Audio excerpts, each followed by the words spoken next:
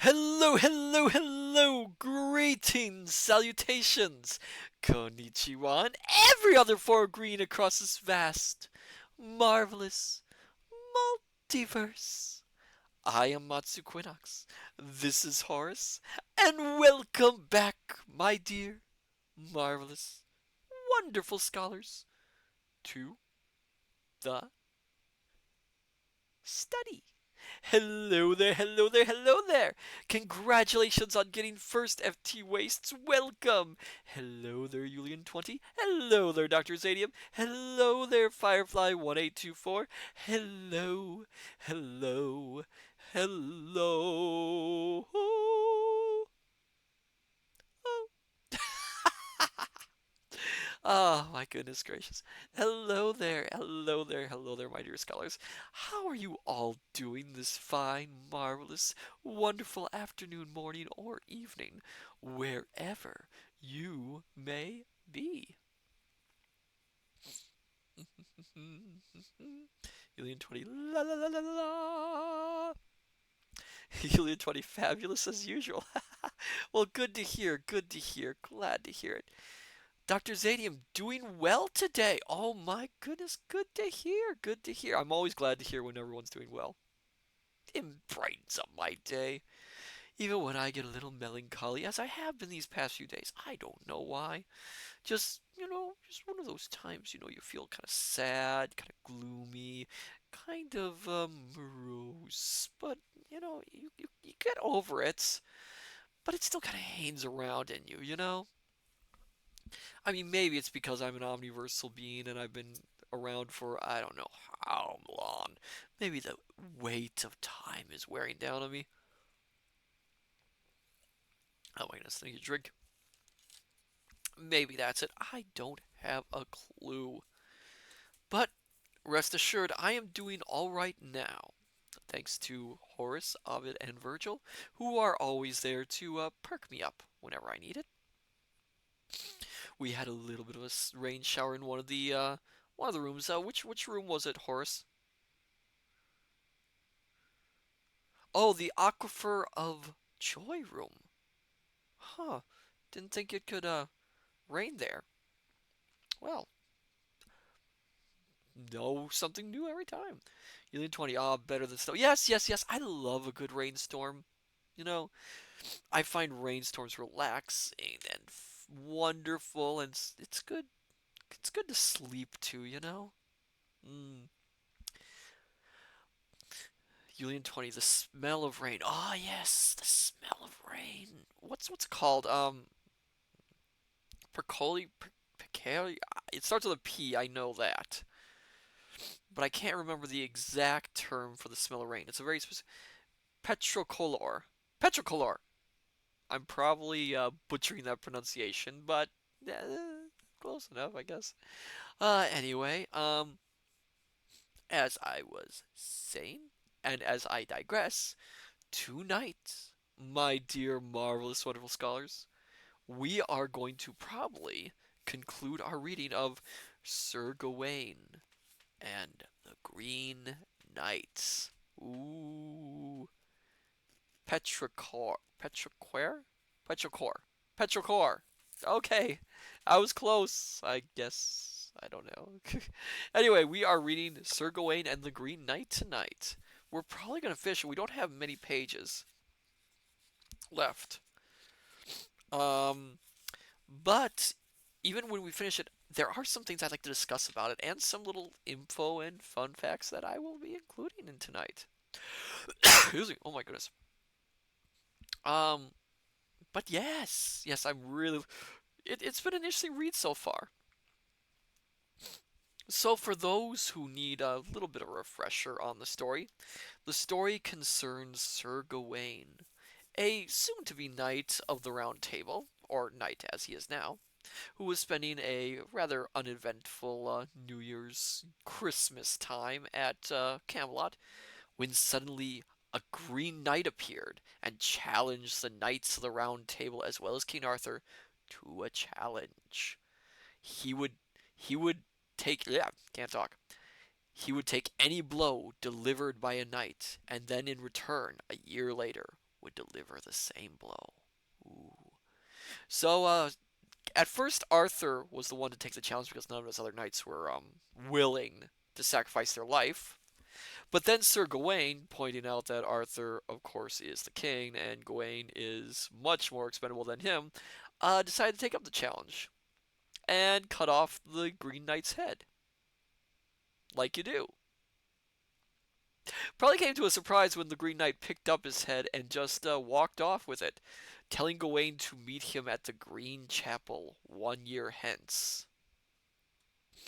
So, a year later, Sir Gawain heads out, has a whole bunch of adventures, which the narrator uh, helpfully tells us are really, really, really exciting and amazing, but they don't have time to tell them, so they kind of pass them over. Until he manages to find a mysterious castle ruled over by a lord and lady. There, he is wined and dined, essentially, and then the lord asks him to stay for a little bit, telling him that the Green Chapel's not that far off, so why not stay for a couple days? And gives him a little game to play. And the game is that the Lord will go out for the day, and then whatever item the Lord finds, he will give to Sir Gawain, and whatever item Gawain finds, he'll give back to the Lord.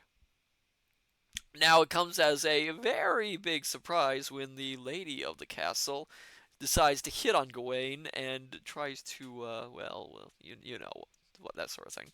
But Gawain is very he is quite a good knight and does not want to risk the Lord's anger, though he knows that he can't say no because that'll anger the lady, and then risk insulting his hosts. Like, yeah, like it happens.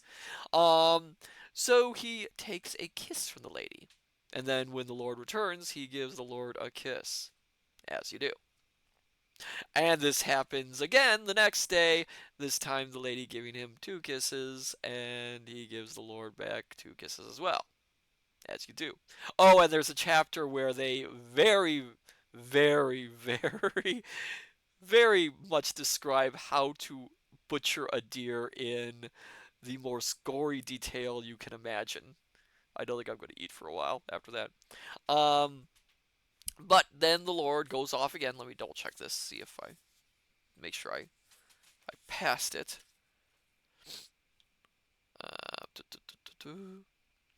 Yes, I did.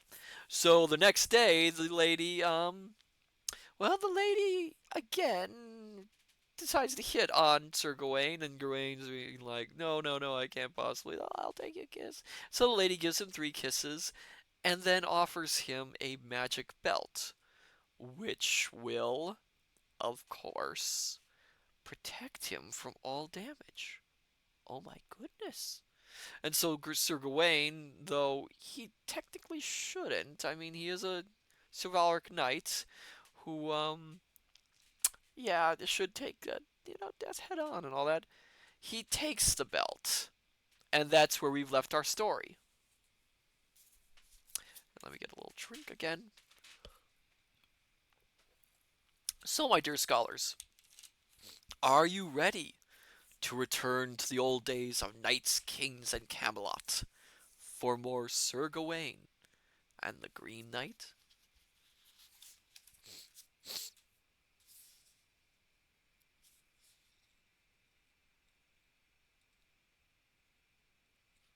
And let me make sure.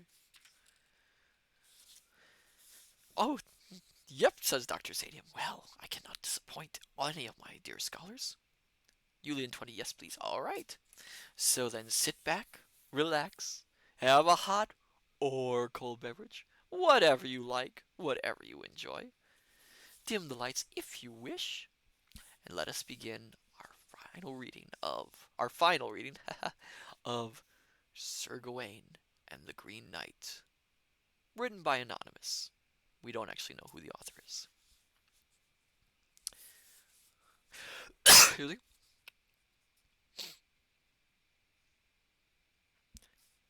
76. Now long may he linger there, love sheltering him. The prince was still on the plain, pleasuring in the chase. Having finished off the fox he had followed so far, as he leaped over a hedge, looking out for the quarry, where he heard the hounds that were harrying the fox. Reynard came running through a rough thicket, with the pack all pell-mell, panting at his heels. The lord, aware of the wild beast, waited craftily, then drew his dazzling sword and drove at the fox. The beast balked at the blade to break sideways, but a dog bounded at him before he could, and right in front of the horse's feet they fell on him, all worrying their wily prey with a wild uproar. The lord quickly alighted and lifted him up, wrenched him beyond reach of the ravening fangs, held him high over his head, and hallooed lustily, while the angry hounds in hordes bayed at him. Thither hurried the huntsmen with horns in plenty, sounding the rally splendidly till they saw their lord. When the company of his court had come up to the kill, all who bore bugles blew at once, and the others without horns hallooed loudly, the requiem that was raised for Reynard's soul, and the commotion made it the merriest meet ever, men said. The hounds must have their fee. They pat them on the head, then hold the fox, and he is reft of his skin of red.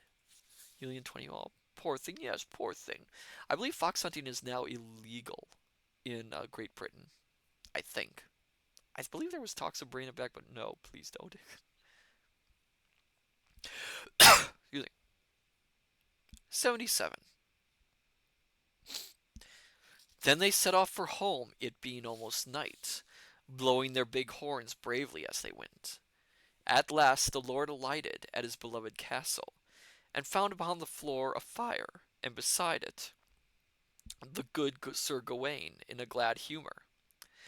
By reason of the rich friendship he had rich from the ladies, he wore a turquoise tunic extending to the ground. His softly furred surcoat suited him well, and his hood of the same hue hung from his shoulder. All trimmed with ermine were hood and surcoat, meeting the master in the middle of the floor. Gawain went forth gladly, and greeted him thus: "Forthwith I shall be the first to fulfill the contract. We settled so suitably without sparing the wine."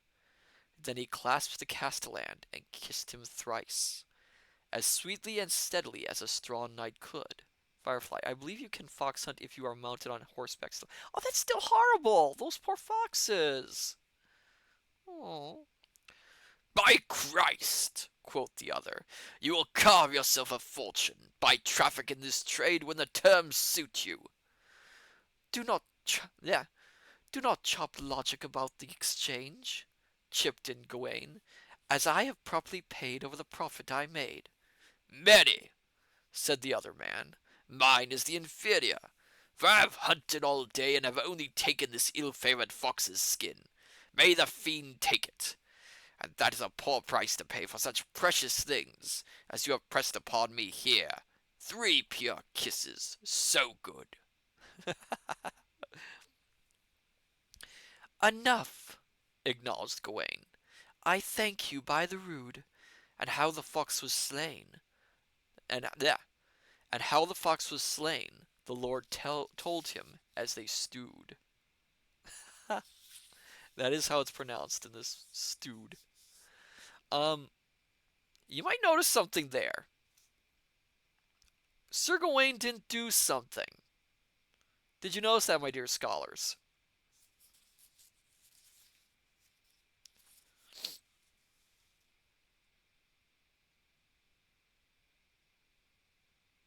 Did you notice, my dear scholars, what Sir Gawain didn't do? Does anyone know? Can anyone tell what he didn't do? Also, get those filthy thoughts out of your brain. um, Remember, think back to the rules of the exchange. Firefly, there was a commercial. Did I miss it? Aw. Um, well, it's something that he didn't do. Kinchon, I'm a little out of it. Didn't notice. Aw, hello there, Kinchon. Welcome, my fine, wonderful wolfie friend. Union 20 hint. Think back to the deal they made about the game and the rules of the game. Gawain didn't do something. Union 20, yes, I know. Oh, oh, okay. Um, do you all give up? Should I spell it out?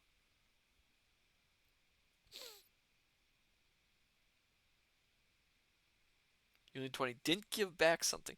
Firefly, guessing something he and the lady did. Yes, yes, yes, you are close, Firefly. And Julian 20, you got it. Dr. Stadium, yes, LOL. Yes, if you remember the rules of the game, he is supposed to give back everything that he received that day. Gawain gave the 3 kisses, which the lady did give him. But Gawain did not give up the belt to the Lord. He kept that, which means he's broken the rules of the game. What kind of knight is that? What kind of knight is that, I tell you, my dear scholars?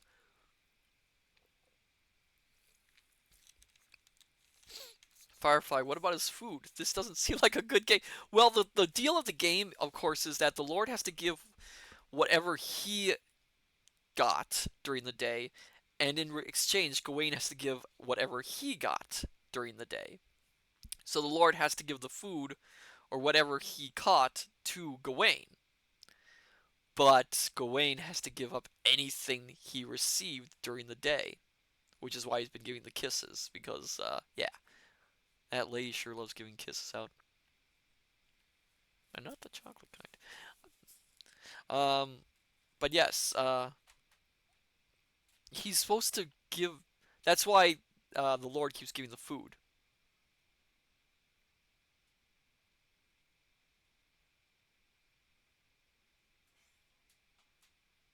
That's why the Lord keeps giving the food out. Because that's what he's can't talk. That's what he is catching during the day. What he's receiving. He's going on these hunts and giving Gawain whatever he finds. That's also, I think, a little. I don't know. I mean, would you? The Lord keeps saying, "Well, this is an inferior." I'm getting, yeah, that he's giving. Yeah, I can't talk. The Lord keeps saying that he's getting the worst of the deal by giving Gawain the food, saying essentially the kisses are worth more than the food is. Would you agree with that, my dear scholars? I mean, it seems a little bit odd, really. Firefly, yes, but it's not like he's not getting breakfast. Well, no, of course they're going to feed him. But I think he's talking about whenever he leaves. Well, he's getting breakfast. Why isn't he giving? That's a good question. Why isn't he giving food back? I mean, Gawain's receiving food.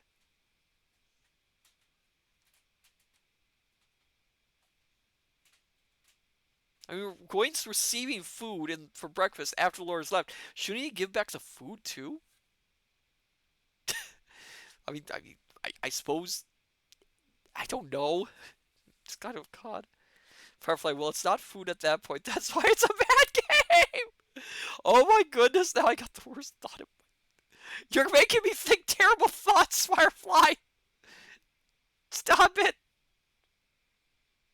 Stop it.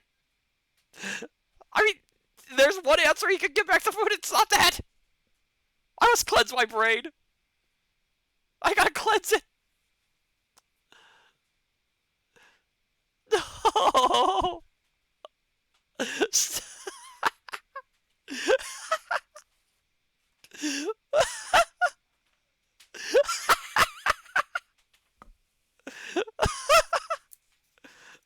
I can't breathe. Oh, that's horrible. Dr. City, well, in those days that material.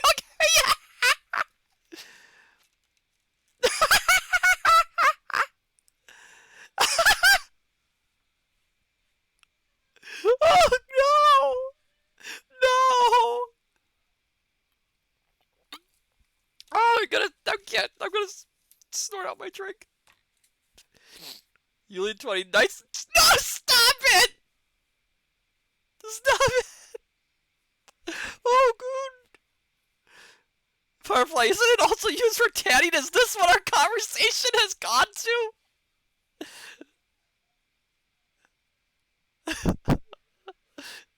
Sir Gawain and his knightly duties?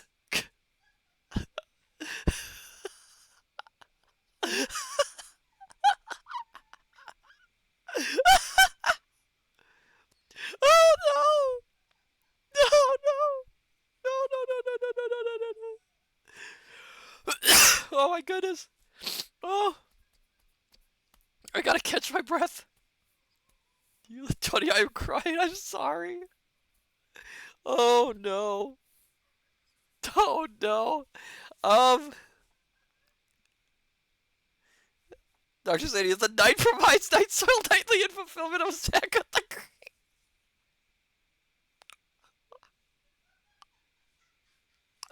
I'll be right back.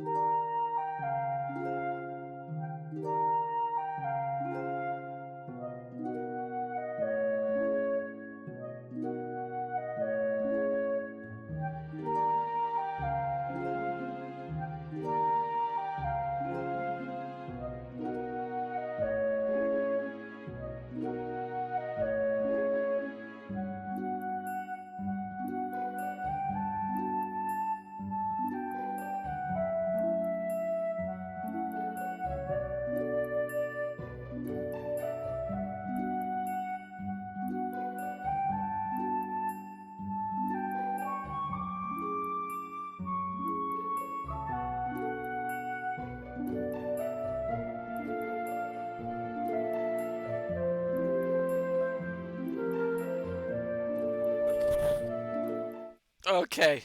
Okay, I think I've got it under control. Firefly, this is what happens when you're not specific in your game's contracts, people. Dr. Zane, yay, I broke him. Are we gonna have to put like a broken Matsu counter here somewhere? Let's get back on track. Oh. Excuse me. Oh my goodness. Okay. Okay. 78. Oh, you would clip that, wouldn't you, Dr. Zadium? With mirth and ministry and meals when they liked, they made as merry then as ever men could, with the laughter of ladies and delightful jesting. Gawain and his good host were very gay together.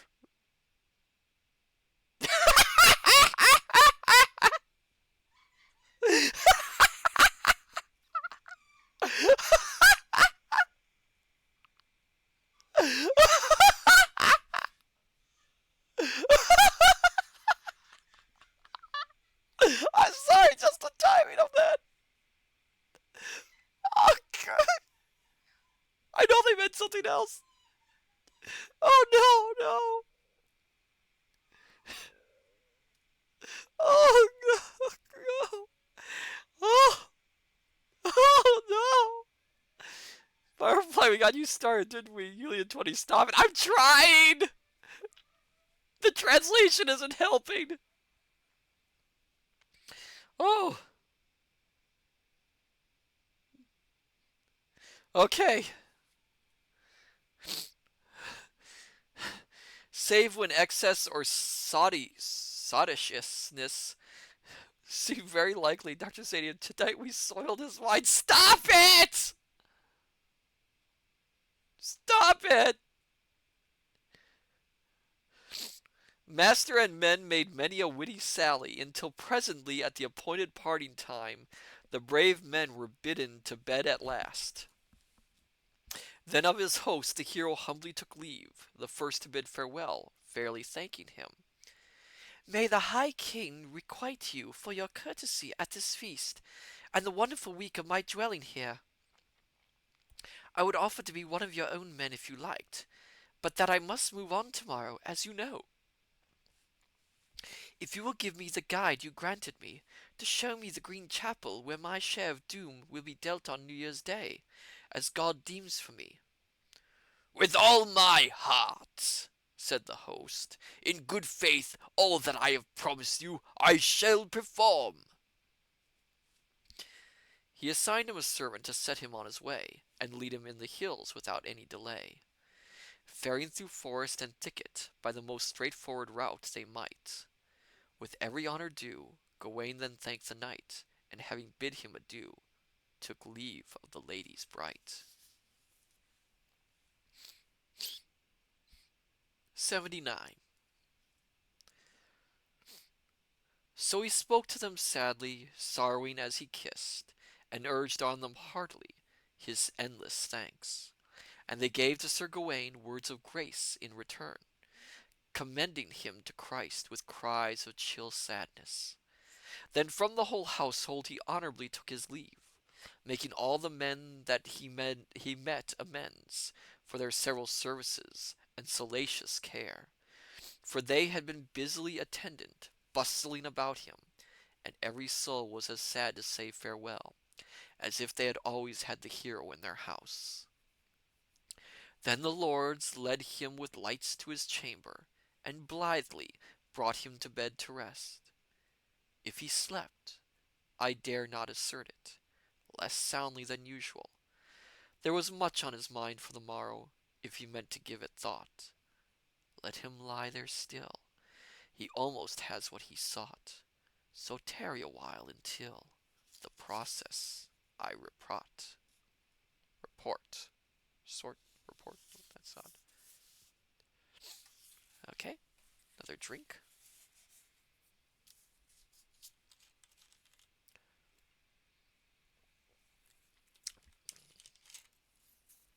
You know, tonight's reading didn't turn out at all what I expected it to turn out, my dear scholars.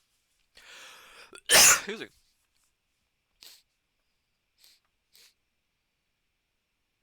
Fit for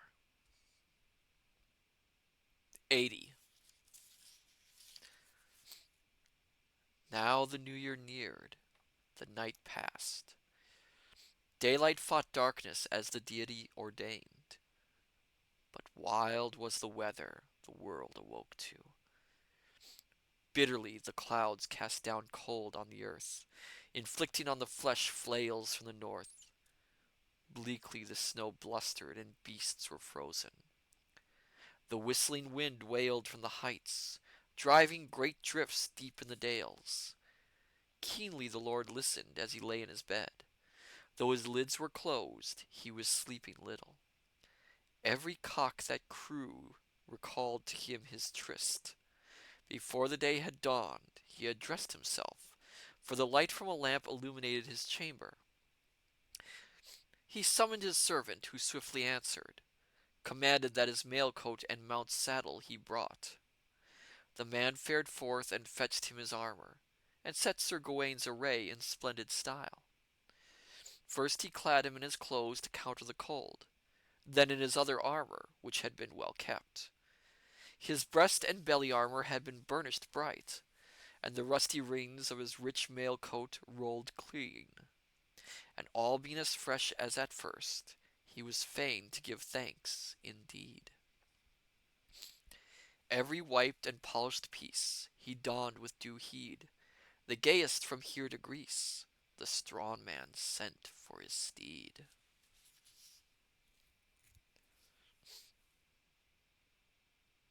81. While he was putting on apparel of the most princely kind, his surcoat with its symbol of spotless deeds, environed on velvet with virtuous gems, was embellished and bound with embroidered seams, and finely fur-lined with the fairest skins. He did not, he did not, he did not leave the lace belt, the lady's gift. For his own good, Gawain did not forget that. When he had strapped the sword on his swelling hips, the knight lapped his loins with his love token twice. Quickly wrapped it with relish round his waist, The green silken girdle suited the gallant well, backed by the royal red cloth that richly showed. But Gawain wore the girdle not for its great value, nor through pride in the pendants in spite of their polish, nor for the gleaming gold which glinted on the ends, but to save himself when of necessity he must stand an evil stroke, not resisting it with knife or sword. When ready and robed aright, out came the comely lord, to the men of name and might his thanks in plenty poured.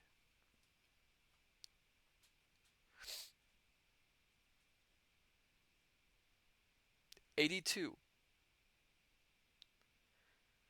Then was Gringolet got ready, that great huge horse, having been acidulace. Again, some of these words I have a hard time pronouncing. Having been assiduously stabled in seemly quarters, the fiery steed was fit and fretting for a gallop. Sir Gawain stepped to him, and inspecting his coat, said earnestly to himself, asserting with truth, "Here is this castle in a company whose conduct is honourable.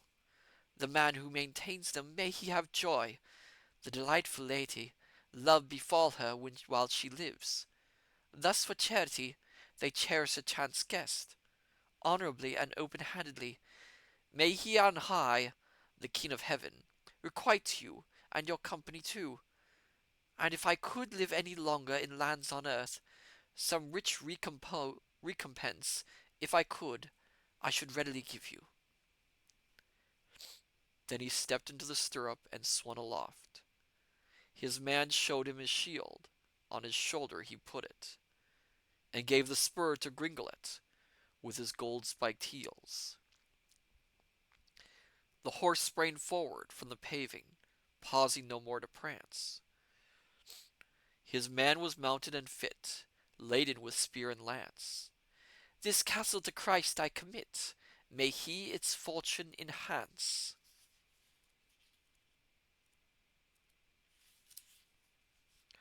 Union 20. I want gold spiked heels. That seems kind of painful, though. I mean, a little bit ostentatious, I would say. 83. The drawbridge was let down, and the broad double gates were unbarred and borne open on both sides. Passing over the planks, the prince blessed himself, and praising the kneeling porter, who proffered him good day, praying God to grant that Gawain would be saved. And Gawain went on his way, with the one man to put him on the right path for that perilous place where the sad assault must be received by him. By bluffs where boughs were bare they passed, climbed by cliffs where the cold clung. Under the high clouds, ugly mists merged damply with the moors and melted on the mountains. Each hill had a hat, a huge mantle of mist. Brooks burst forth above them, boiling over their banks, and showering down sharply in shimmering cascades. Wonderfully wild was their way through the woods, till soon the sun in the sway of that season brought day. They were on a lofty hill, where snow beside them lay, when the servant stopped still, and told his master to stay. Now I have to get another drink. Hydrate, hydrate, hydrate. Oh my goodness.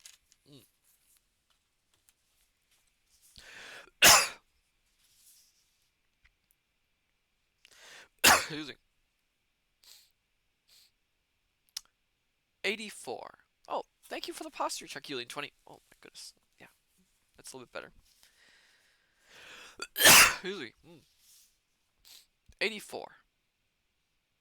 For I have guided you to this ground, Sir Gawain, at this time, and now you are not far from the native place, which you have searched for and sought with such special zeal. But I must say to you, forsooth, since I know you, and you are a lord whom I love with no little regard. Take my governess as guide, and she shall go better for you, for the place is perilous that you are pressing towards. In that wilderness dwells the worst man in the world, for he is valiant and fierce and fond of fighting, and mightier than any man that may be on earth, and his body is bigger than the last four, in Arthur's house, or Hector, or any other. At the Green Chapel he gains his great adventures. No man passes that place, however proud in arms, without being dealt a death blow by his dreadful hand. For he is an immoderate man to mercy a stranger, for whether churl or chaplain bar the chapel rides, monk or mass priest or man of other kind, he thinks it as convenient to kill him as keep alive himself. Therefore I say, as certainly as you sit in your saddle, if you come there you'll be killed. I caution you, knight. Take my troth for it, though you have had 20 lives and more. He has lived here since long ago, and filled the field with gore. You cannot counter his blow, it strikes so sudden and sore. Oh my goodness, he has a lot to say.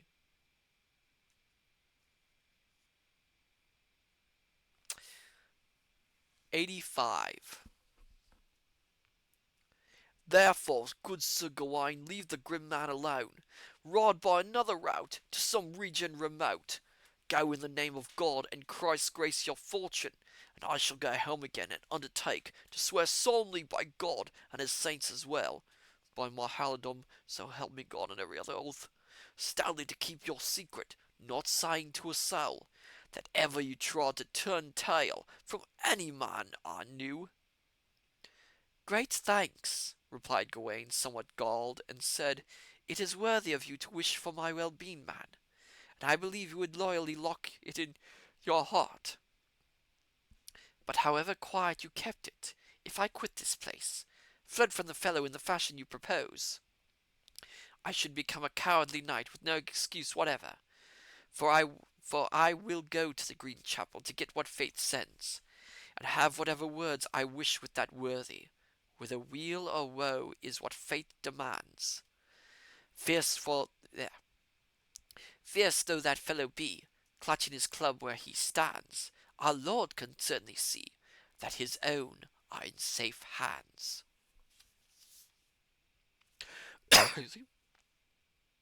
86. "By Mary," said the other man, "if you mean what you say, you are determined to take all your trouble on yourself. If you wish to lose your life, I'll no longer hinder you. Here's your lance for your hand, your helmet for your head. Ride down this rough track round yonder cliff, till you arrive at a rugged ravine at the bottom. Then look about on the flat on your left hand, and you will view there in the vale that very chapel, and the grim gallant who guards it always. Now, noble Gawain, good-bye in God's name. For all the gold on God's earth I would not go with you, nor foot it an inch further through this forest as your fellow." Whereupon he wrenched at his reins, that rider in the woods, hit the horse with his heels as hard as he could, sent him leaping along, and left the knight there alone. "By God," said Gawain, "I swear I will not weep or groan. Being given to God's good care, my trust in him shall be shown." Wonder how far that's going to take him.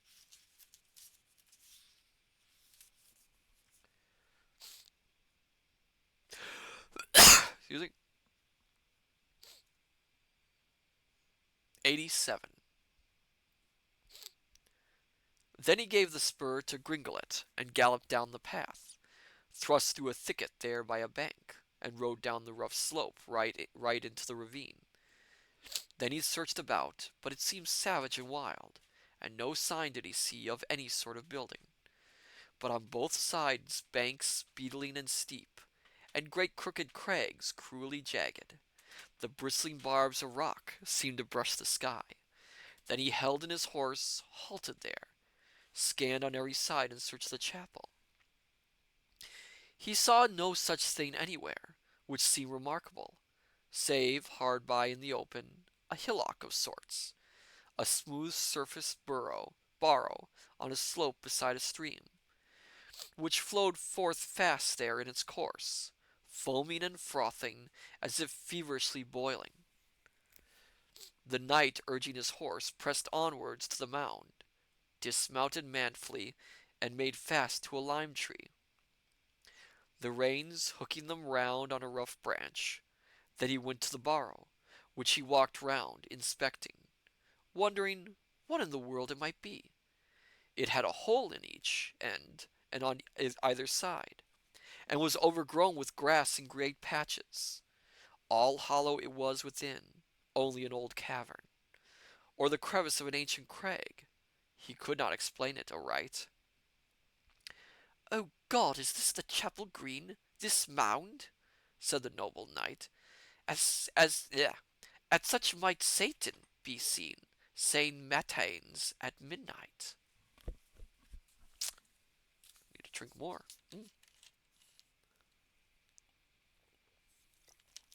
Excuse me. 88. "Now certainly the place is deserted," said Gawain. "It is a hideous oratory all overgrown, and well graced for the gallant garbed in green, to deal out his devotations in the devil's fashion. Now I feel in my 5 wits it is the fiend himself that has tricked me into this tryst, to destroy me here. This is a chapel of mischance. Checkmate to it! It is the most evil holy place I ever entered." With his high helmet on his head, and holding his lance, he roamed up to the roof of this rough dwelling. There from that height he heard, from a hard rock, on the bank beyond the brook, a barbarous noise. What! It clattered amid the cliffs, fit to cleave them apart, as if a great scythe were being ground on a grindstone there. What! It whirred and it wetted like water in a mill. What!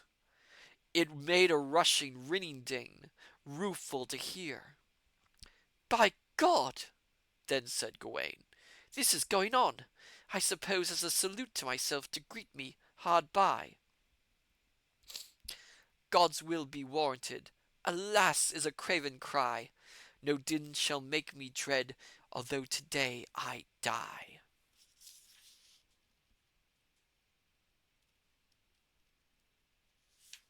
1 second again.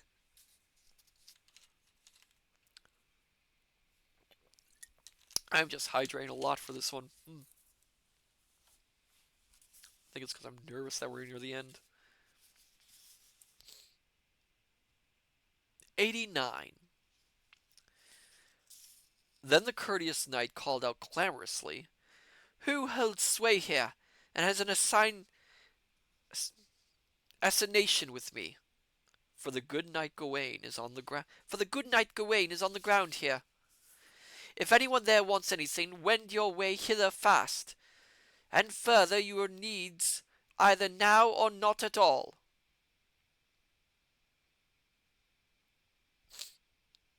"Bide there," said one on the bank above his head, "and you shall swiftly receive what I once swore to give you." Yet for a time he continued his tumult of scraping, turning away as he wetted, before he would descend. Then he thrust himself round a thick crag through a hole, whirling round a wedge of rock with a frightful weapon, a Danish axe, duly honed for dealing the blow. So here's a little fun fact for you, my dear scholars. Whenever you see in these old texts the word Dane, it doesn't necessarily mean someone from Denmark. For the English, the term Dane was essentially a catch-all term for any Scandinavian. So it might say Dane and it might mean someone from Denmark, but it might as easily mean someone from Norway or someone from Sweden or someone from those areas. Back then, they just used the word Dane and Danish for sort of a catch-all term. So what they mean in this case, a Danish axe, they mean axe that would have been used by like Viking raiders. With a broad biting edge, bow bent along the handle, ground on a grindstone, a great 4-foot blade, no less by that Lovelace gleaming so brightly. And the gallant in green was garbed as at first, his looks and limbs the same, his locks and beard, save that steadily on his feet he strode on the ground, setting the handle to the stony earth, and stalking beside it. He would not wade through the water when he came to it, but vaulted over on his axe, then with huge strides advanced violently and fiercely along the field's width. On the snow, Sir Gawain went to greet the knight not bowing low. The man said, "Sir, so sweet, you honor the trysts you owe." 90. "Gawain," said the Green Knight, "may God guard you. You are welcome to my dwelling, I warrant you. You have timed your travel here as a true man ought. You know plainly the pact we pledged between us. This time a 12-month ago you took your portion. And now at this new year I should nimbly requite you, and we are on our own here in this valley, with no seconds to sunder us, spar as we will. Take your helmet off your head and have your payment here, and offer no more argument or action than I did, when you whipped off my head with one stroke." "No," said Gawain, "by God who gave me a soul, the grievous gash to come I grudge you not at all. Strike but the one stroke, and I shall stand still, and offer you no hindrance. You may act freely, I swear." Head bent, Sir Gawain bowed, and showed the bright flesh bare. He behaved as if uncowed, being loath to display his care.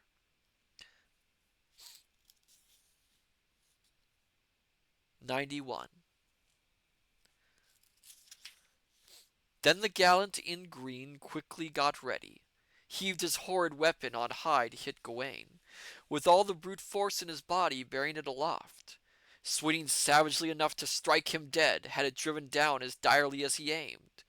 The daring, dauntless man would have died from the blow, but Gawain glanced up at the grim axe beside him, as it came shooting through the shivering air to shatter him, and his shoulders shrank slightly from the sharp edge. The other suddenly stayed the descending axe, and then reproved the prince with many proud words. "You are not Gawain," said the gallant, "whose greatness is such that by hill or hollow no army ever frightened him." Firefly, wasn't Arthur supposed to meet the Green Knight after a year as well? No, Arthur was not. Only Gawain was supposed to. It was only whoever dealt the blow. So Arthur was not supposed to. Just Gawain. "That by hill or hollow no army ever frightened him. For now you flinch for fear before you feel harm. I never did know that knight to be a coward. I neither flinched nor fled when you let fly your blow, not offered any quibble in the house of King Arthur. My head flew to my feet, but flee I did not. Yet you quail cravenly through unscratched so far. So I am bound to be called the better man therefore." Said Gawain, Not again shall I flinch as I did before, but if my head pinched to the plain, it's off for any evermore. 92. But be brisk, man, by your faith, and bring me to the point. Deal me my destiny, and do it out of hand, for I shall stand your stroke, not starting at all, till your axe has hit me. Here's my oath on it. Have at you then, said the other, heaving up his axe, behaving as angrily as if he were mad. He menaced him mightily, but made no contact, smartly withholding his hand without hurting him. Gawain waited unswerving, with not a wavering limb, but stood still as a stone or the stump of a tree, gripping the rocky ground with 100 grappling roots. But again the Green Knight began to gurn. So now you have a whole heart, I must hit you. May the high knighthood which Arthur conferred preserve you and save your neck, if so it avail you. Then said Gawain, storming with sudden rage, Thrash on, you thrustful fellow! You threaten too much. It seems your spirit is struck with self-dread. Forsooth, the others said, you speak so fiercely. I will no longer lengthen matters by delaying your business, I vow. You see, he stood astride to smite, lips pouting, puckered brow. No wonder he lacked delight, who expected no help now.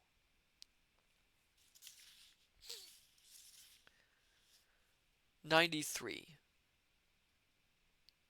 Up went the axe at once, and hurtled down straight at the naked neck with its knife-like edge. Though it swung down savagely, slight was the wound, a mere snick on the side, so that the skin was broken. Though the fair fat to the flesh fell the blade, and over his shoulders the shimmering blood shot to the ground. When Sir Gawain saw his gore glinting on the snow, he leapt feet close together a spear's length away, hurriedly heaved his helmet onto his head, and shrugging his shoulders shot his shield to the front, swung out his bright sword, and said fiercely, for never had the knight since been nursed by his mother, been so buoyantly happy, so blithe in this world, Cease your blows, sir, strike me no more. I have sustained a stroke here unresistingly, and if you offer any more I shall earnestly reply, resisting, rest assured, with the most ranctious despite. The single stroke is wrought, to which we pledged our plight, in high King Arthur's court. Enough now, therefore, knight! 94. Wait, I thought he was supposed to cut off his head. Instead he gave him just a teensy tiny cut on his neck. Seems a little bit unfair, don't you think? The bold man stood back and bent over his axe, putting the haft to earth and leaning on the head.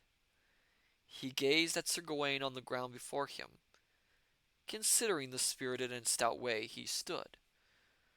Ostentatious in arms, his heart warmed to him. Then he gave utterance gladly in his great voice, with resounding speech, saying to the knight, Bold man, do not be so bloody resolute. No one here has offered you evil discourtesy.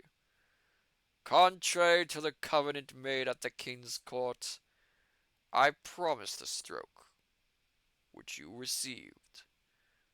Consider yourself paid. I cancel all other obligations of whatever kind. If I had been more active, perhaps I could have made you suffer by striking a savage a stroke. First, in foolery, I made a feint at striking, not rending you with a riving cut, and right I was, on account of the first night's covenant we accorded. For you truthfully kept your trust. Wait, what? What first night's covenant? What does he mean by first night? Kintron, all this alliteration is. I'm not gonna fall for it, Kintron. No, no, no, no, no, no. I'm not gonna fall for it. He's cutting you up.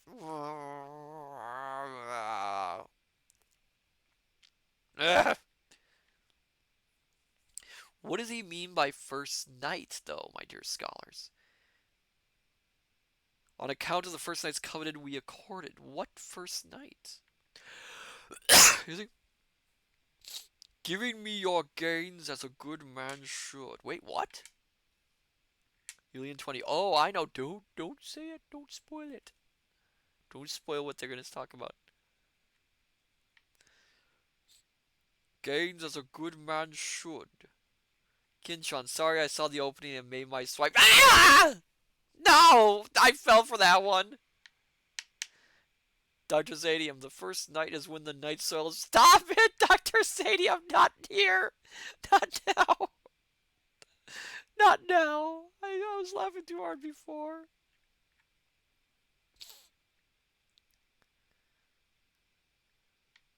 For you truthfully kept your trust and troth with me, giving me your gains as a good man should. The further fated blow was for the following day, when you kissed my comely wife, and the kisses came to me. For those two things harmlessly I trust twice at you, fated blows. Wait, his wife? Wait. The Green Knight is the Lord? What? They're the same people? Truth for truth's the word, no need for dread. God knows, from your failure at the third, the tap you took arose. Dr. Zadium, or is it the night soul, the night... Stop it! Zadium, stop it! Just stop. Stop. 95. For that branded belt you wear belongs to me. I am well aware that my own wife gave it you. Your conduct and your kissing are completely known to me, and the wooing by my wife, my work set it on. I instructed her to try you, and you truly seem to be the most perfect paladin ever to pace the earth, as the pearl to the white pea in precious worth. So in good faith is Gawain to other gay knights. Okay. But here your faith failed you. You flagged somewhat, sir, and it was not for a well-wrought thing, nor for wooing either, but for love of your life, which is less blameworthy. The other strong man stood considering this awhile, so filled with fury that his flesh trembled, and the blood from his breast burst forth in his face as he shrank for shame at what the chevalier spoke of. The first words the fair knight could frame were, "Curses on both cowardice and covetous! Their vice and villainy are virtue's undoing." Then he took the knot with a twitched it loose, and fiercely flung the fair girdle to the knight. Lo! There's the false thing foul fortune befall it. I was craven about our encounter, and cowardice taught me to accord with covetous and corrupt my nature, and the liberality and loyalty belonging to chivalry. Now I am faulty and false, and found fearful always. In the train of treachery and untruth go woe and shame. I acknowledge, knight, how ill I behaved, and take the blame. Award what penance you will. Henceforth I'll shun ill fame. 96. Excuse me. Then the other lord laughed, and politely said, In my view you have made amends for your misdemeanor. You have confessed your faults fully, with fair acknowledgment, and plainly done penance at the point of my axe. You are absolved of your sins, and as stainless now, as if you had never fallen in fault since first you were born. As for the gold-hemmed girdle, I give it to you, sir. Seeing it as green as my gown, Sir Gawain, you may think about this trial when you throng in company, with paragons of princes, for it is a perfect token, at nightly gatherings of the great adventure at the Green Chapel. You shall come back to my castle this cold New Year, and we shall revel away the rest of this rich feast. Let us go. Thus urging him, the lord said, You and my wife, I know, we shall bring to clean accord, though she was your fierce foe. 97. No, forsooth, said the knight, seizing his helmet, and doffing it with dignity as he delivered this thanks. My stay has sufficed me. Still, luck go with you. May he who bestows all good honour you with it, and commend me to the courteous lady, your comely wife. Indeed, my due regards to both dear ladies, who with their wanton wiles have thus waylaid their knight. But it is no marvel for a foolish man to be maddened thus, and saddled with sorrow by the slights of women. For here on earth was Adam taken in by one, and Solomon by many such, and Samson likewise. Oh, come on. Don't blame the woman. Come on, Gawain. That's a low blow. Delilah dealt him his doom, and David later still was blinded by Bathsheba, and badly suffered for it. Since these were troubled by their tricks, it would be true joy to love them, but not believe them, if a lord could. For these were the finest of former times, most favoured by fortune of all under the heavenly kingdom, whose hearts were abused. These four all fell to schemes of women whom they used. If I am snared, it seems I ought to be excused. 98. Kinshon, they too wished for just a little peril. But your girdle, said Gawain, God requite you for it. Not for the glorious gold shall I gladly wear it, not for the stuff, nor the silk, nor the swaying pendants, nor for its worth, fine workmanship, or wonderful honour. But as a sign of my sin I shall see it often, remembering with remorse, when I am mounted in glory, the fault and faint-heartedness of the perverse flesh, how it tends to attract tarnishing sin. So when pride shall prick me for my prowess in arms, one look at this Lovelace will make lowly my heart. But one demand I make of you, may it not incommodate you. Since you are master of the domain I have remained in a while, make known by your knighthood, and now may he above, who sits on high and hold up heaven, requite you, how you pronounce your true name, and no more requests. Truly, the other told him, I shall tell you my title. Bertilac of the high desert I am called here in this land, through the might of Morgan the Fay, who remains in my house. Ooh, Morgan's involved in this. Through the wiles of her witchcraft, a lore well learned, of the many of the magical arts of Merlin she acquired, for she lavished fervent love long ago on that susceptible sage. Certainly your knights know of their fame. So Morgan the goddess she accordingly became, the proudest she can oppress, to her purposes tame. Firefly, really? Kinshon, when isn't she? Yulia, no wonder he could walk off without a head. Yeah, apparently she's involved in this. We get another little drink.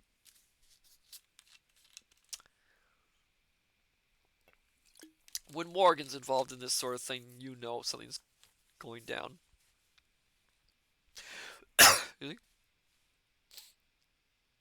99. She sent me forth in this form to your famous hall, to put to the proof the great pride of the house, the reputation for high renown of the Round Table. She bewitched me in this weird way to bewilder your wits, and to grieve Guinevere and goad her to death. Of course, you wanted to kill off Guinevere. With ghastly fear of that ghost's ghoulish speaking, with his head in his hand before the high table. That is the aged beldame who is at home. She is indeed your own aunt, Arthur's half sister, daughter of the Duchess of Tintagel, who in due course by Uther was mother of Arthur, who now holds sway. Therefore I beg you, bold sir, come back to your aunt. Make merry in my house, for my men love you. And by my faith, brave sir, I bear you as much good will as I grant any man under God, for your great honesty. But Gawain firmly refused with a final negative. To the They clasped and kissed, commending each other to the Prince of Paradise, and parted on the cold ground right there. Gawain on steed serene, spurred to court with courage fair, and the gallant garbed in green, to wherever he would elsewhere. Kintron, interesting he called her a beldame. Yes, that is interesting. That is quite interesting. Interesting term to use for her. And it is interesting, which I'll get into it in our little discussion after this, that Morgan Le Fay in this is Gawain's aunt. Which again I'll get a little bit later. 100. Now Gawain goes riding on Gringolet, in lonely lands, his life saved by grace. Often he stayed at a house, and often in the open, and often overcame hazards in the valleys, which at this time I do not intend to tell you about. Wonderful, we're skipping the exciting parts again. The hurt he had in his neck was healed, and the glittering girdle that girded him round, obliquely, like a baldric, was bound by his side. Does it have a cunning plan, though? That's the question.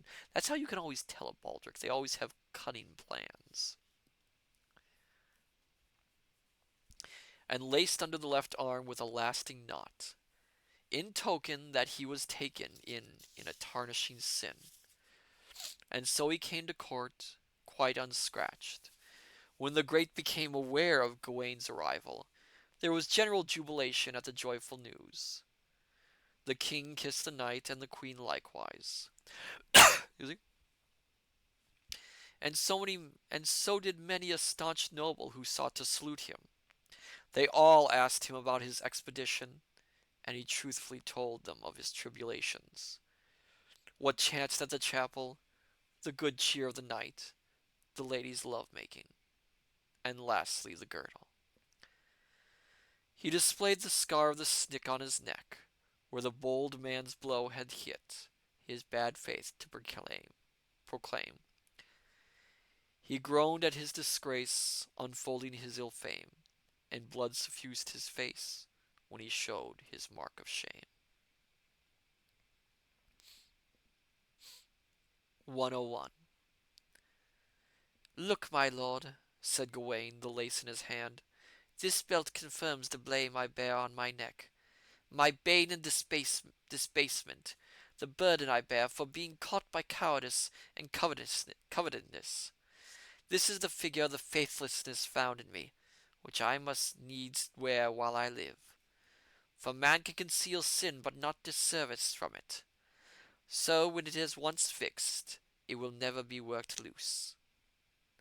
First the king, then all the court comforted the knight, and all the lords and ladies belonging to the table laughed at it loudly, and concluded amicably that each brave man of the brotherhood should wear a baldric, a band obliquely about him of bright green, of the same hue as Sir Gawain's, and for his sake wear it.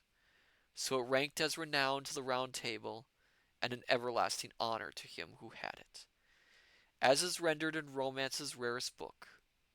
Thus in the days of Arthur this exploit was achieved, to which the books of Brutus bear witness. After the bold Baron Brutus came here, the siege and the assault being ceased at Troy before. Such exploits, I'll be sworn, have happened here of yore, Now Christ with his crown of thorn, bring us his bliss evermore. Amen. And then the last bit is in Latin. I'll try and pronounce it. Hone sot qui mal pens. The end.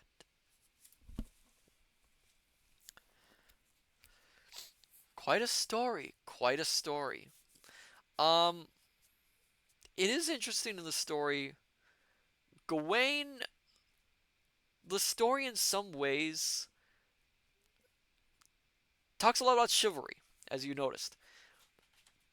But the Green Knight also points out that there is no shame in the fault that Gawain showed.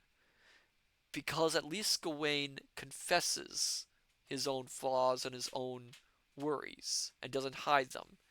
And therefore, there is no fault in him for what he did, as long as he kind of fesses up to it and admits that, he's not perfect. Before I get to a little discussion about how it's been adapted, I want to do a little bonus thing for you, dear scholars.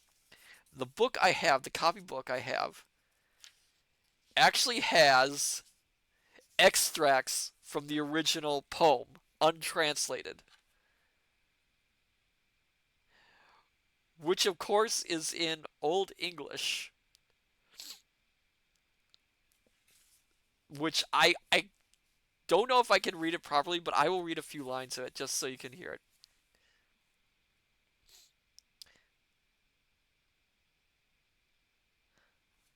So this is from Fit 1, stanza 9, The Green Hair of the Knight and His Horse.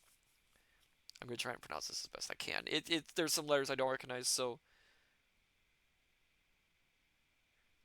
I'm probably going to butcher it. Well, gay wet Yisgom geared in green, and year here of his head, of his horse sweat, fair fandend fax. I'm not trying to do an accent, that's just how it comes out. Vember folds his shudres, a much beard as a busk, o'er his breast hinges. Dat wine his herrick here, yacht of his head riches, wet usald al umbertone above his elbows, yet half his arms pervaded, were hatched in your wares. How's that, my dear scholars, for some old English? So, this story has been adapted several times. I'm going to have to print up a list just so I can remember it. Um, and I've only seen a few of them.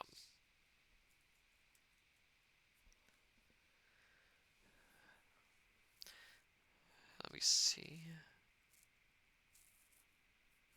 The the poem's been adapted about 3 times to film.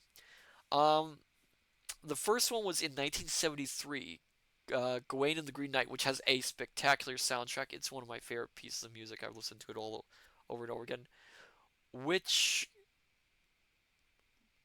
does make some slight changes to the plot. Very slight. I'm not gonna spoil. I'm not gonna spoil too much while mentioning these adaptations. Then there was that version was actually remade in 1984 as Sword of the Valiant, which starred Miles O'Keefe as Gawain and Sean Connery as the Green Knight. That one makes a big change in the plot. It makes the Green Knight more or less outright a villain in the story. Um, the wife is an innocent and gives him the girdle outright, not as a test, but just to protect him. And in that version, Gawain kind of. I'm gonna spoil this. I'm sorry. So spoiler alert for those who don't who want this not spoiled. Um, Gawain kind of kills the Green Knight at the end. Kind of chops his head off again, which kind of defeats the purpose of the story if you think about it, because it turns Gawain into kind of a stereotypical knight rather than the whole. At least the way I read it, the whole point of the story is about facing your flaws, understanding you're only human, and living up to what you must do. Whereas this version has Gawain just basically go full on 80s action hero on the knight. Dr. Zayim, you wanted the Green Knight's quickening. I mean, that was Juan Sanchez Villalobos Ramirez, after all. Um, so there's that one. And then, of course, there was the most recent version, which was in 2021, The Green Knight, which starred Dev Patel as Gawain. Now, this version also takes a lot of. How do I put this gently? It is the same story, the core story. They add on a few bit of things, but they also kind of go in a completely different direction than what the poem was trying to talk about. Which, I understand what the director was trying to do. This is Matsu in movie fan mode, I'm sorry.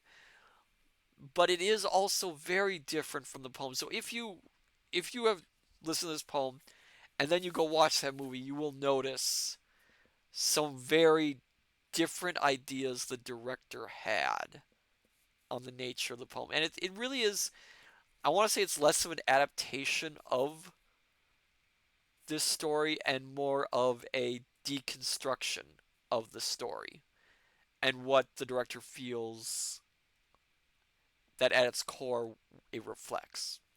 Which, more power to them. It's just a very different way to do it.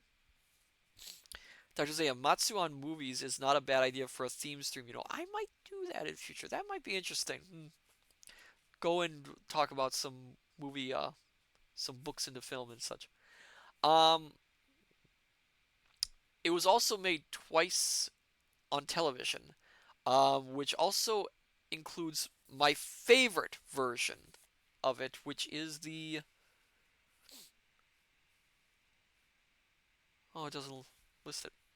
Oh yeah, the 1991 version, 1991 British version, which I want to say is the version that really is the closest to the poem.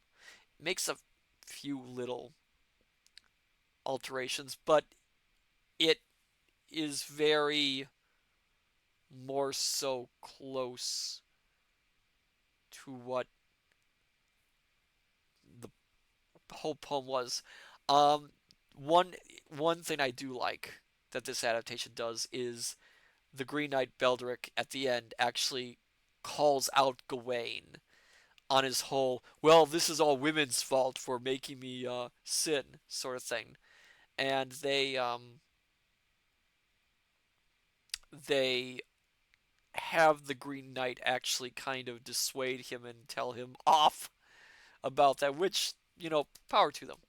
I applaud them for that. Kinchon makes me think of one of the themes my local library does yearly, books to Broadway.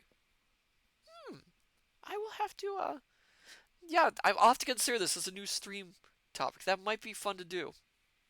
I'll have to do some research into it. But,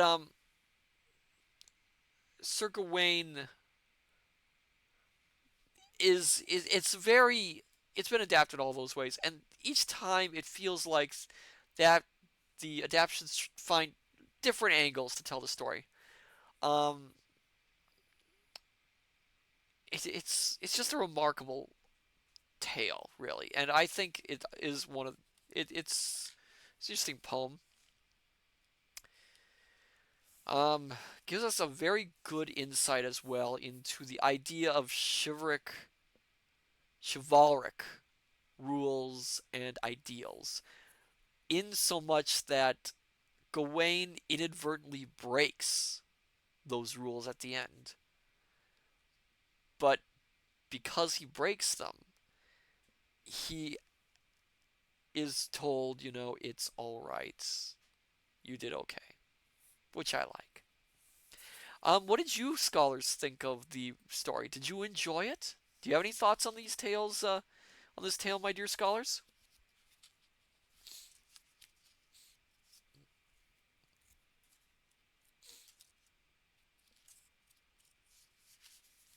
Julian 20, I did enjoy it. Oh, good. I'm glad to hear it.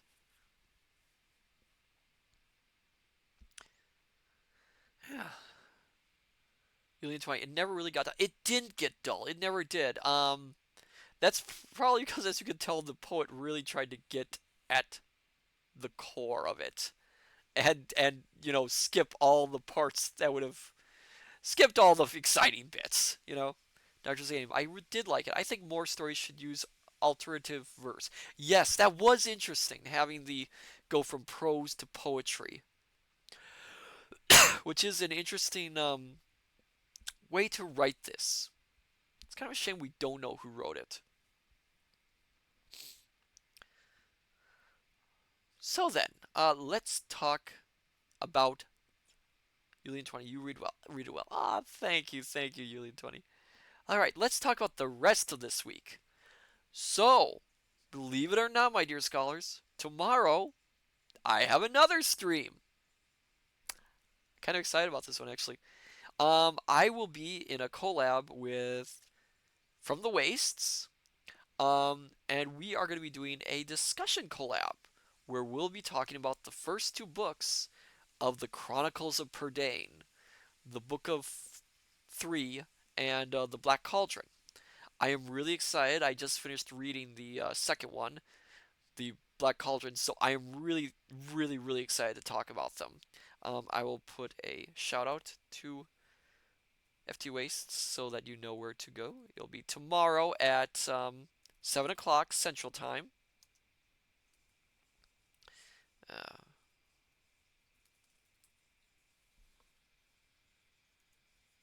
there we go. Please follow him if you haven't yet. But we will be talking about the books. I'll be discussing some of the ties they have with Celtic and Welsh mythology, and it should be a fun, interesting time. Firefly, oh nice, I'll have to brush up on them. They're good books. I've actually started reading the third book. Once I started, I kind of couldn't stop, and they are fantastic. They're really interesting. And then on Sunday, um, we will be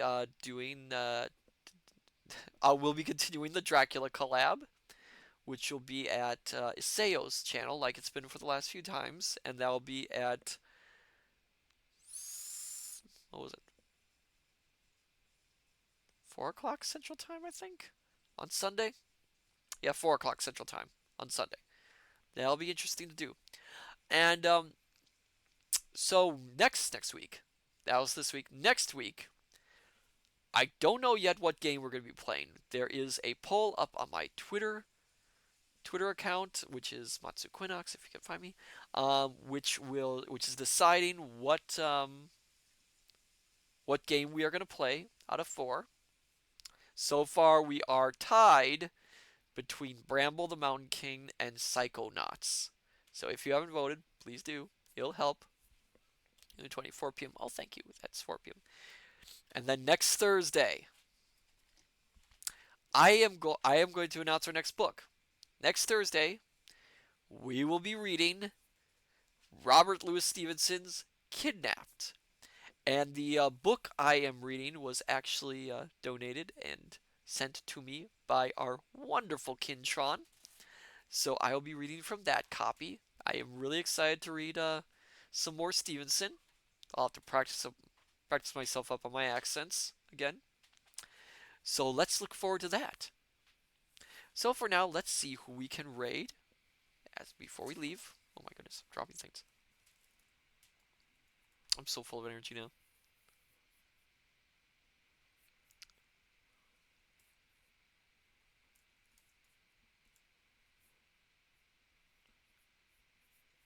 Is there any? There might not be anyone we can.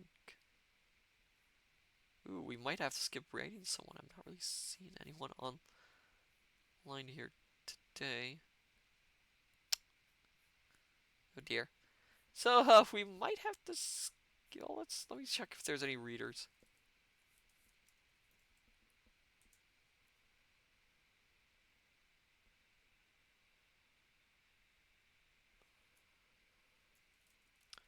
Give me 1 second, my dear Scott.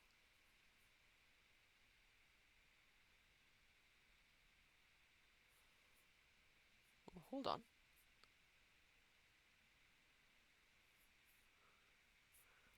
Okay, let's see. This. Give me 1 second, my dear scholars. You might have found someone.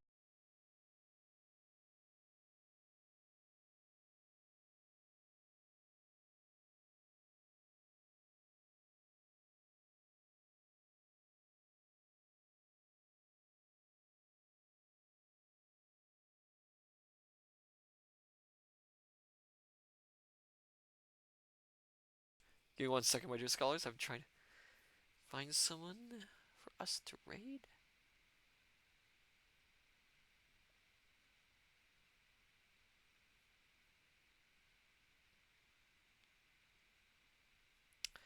Okay, so.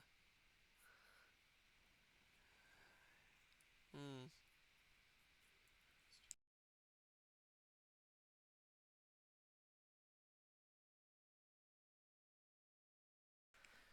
So it looks like this. I think Sophia's raided him before. Gentle Fox ASMR is doing a listening choice reading selection. So let's go raid him for the night. So, my dear scholars, I say unto you, good evening, good morning, good afternoon, till we meet each other again at the study. Take care, and I shall see you next time. Till then, farewell and bye bye.